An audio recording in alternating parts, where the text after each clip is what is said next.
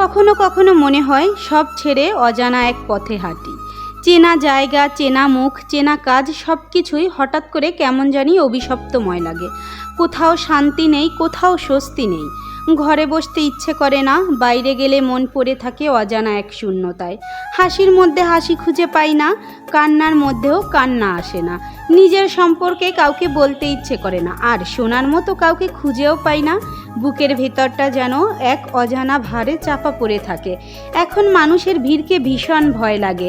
তাদের ভিতরে লুকিয়ে থাকা স্বার্থ চিনতে শিখেছি, তাই আর কারো সাথে মিশতে ভালো লাগে না। মাঝে মাঝে মনে হয় শহরের কোলাহল ছেড়ে চলে যাই পাহাড়ের চূড়ায়, কিংবা সমুদ্রের নীরব তটে, যেখানে কোনো প্রশ্ন নেই, কোনো জবাব নেই।